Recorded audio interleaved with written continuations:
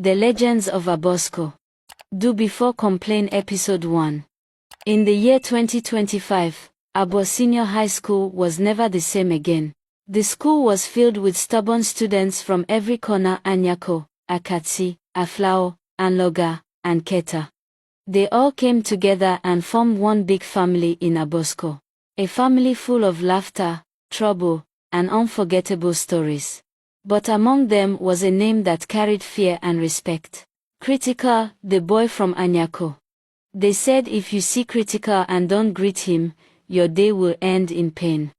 His squad called themselves Do Before Complain. Once they decide something, they do it first and talk later. His gang was made up of Venom, UP, Evans, and Mono boys every teacher wished would transfer out, but somehow never did. Venom was the hot-headed one, a fighter who never feared any teacher.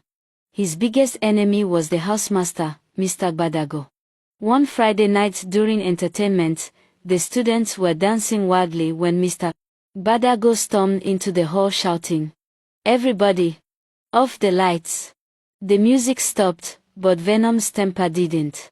He stood up and said, "Sir, you can't stop fun in a boarding school."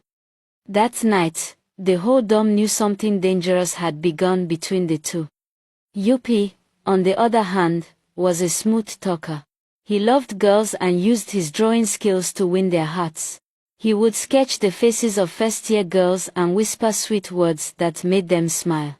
But behind those smiles, Yuppie only wanted attention, not love. Evans was quiet, the kind who never spoke unless Critical gave a signal. And Mono? He was the clever thief, the boy who could solve any math problem but hated attending class. Sir Prime, his math teacher, called him a wasted brain, and tried to bully him to change, but Mono only laughed. There were also boys like Bossman, Goodluck, Lakonzi, and Gabriel, stubborn but not wicked like Critical's crew. Yet, a storm was coming when love entered their world. Critical secretly liked Ella, a beautiful and brave girl who wasn't afraid of him. But Ella loved Lakonzi, and that became the beginning of a silent war inside Abosco. And as for Critical, he wasn't just a troublemaker, he was the house prefect. His word was law, and no one dared to challenge him. Not even the teachers. But the question is, how long can fear rule before love and justice fight back?